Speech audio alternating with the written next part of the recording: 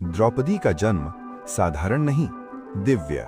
द्रौपदी का जन्म अग्निकुंड से हुआ था, इसलिए उन्हें याज्ञसेनी और अग्निजा कहा गया। राजा द्रुपद ने पुत्रेष्ठि यज्ञ कराया था।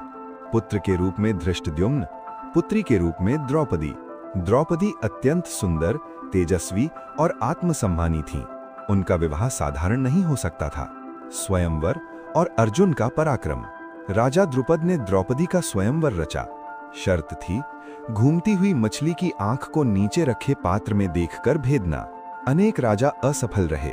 अंततः ब्राह्मण वेश में अर्जुन ने ये कठिन कार्य पूरा किया और द्रौपदी को जीत लिया। कुंती का वचन, अनजाने में लिया गया निर्णय।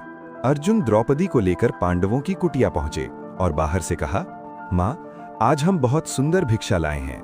कुंती ने बिना देखे कहा, जो लाए हो पांचों आपस में बांट लो।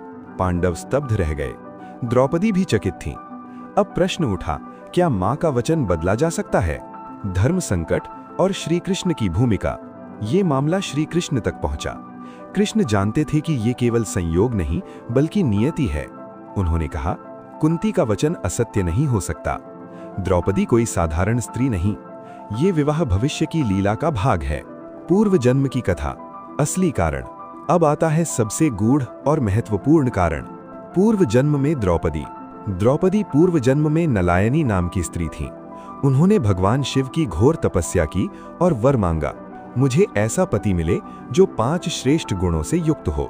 शिव ने कहा, ये 5 गुण एक पुरुष में संभव नहीं, तुम्हें 5 पति मिलेंगे। द्रौपदी ने अनजाने में 5 बार पति मांगा था। शिव का वरदान अगले जन्म में पूरा हुआ। 5 पांडव बराबर 5 गुण। हर पांडव द्रौपदी के लिए एक विशेष गुण का प्रतीक था।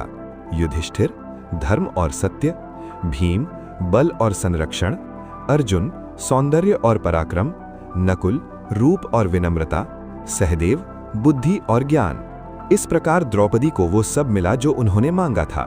समाज और शास्त्रों की स्वीकृति।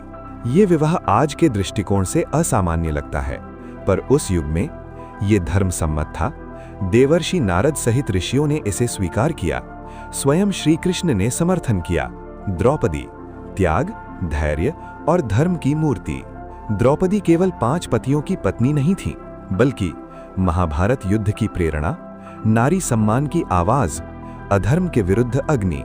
उनका जीवन बताता है, जो होता है वो केवल आज के लिए नहीं, युगों की योजना के अनुसार होता है।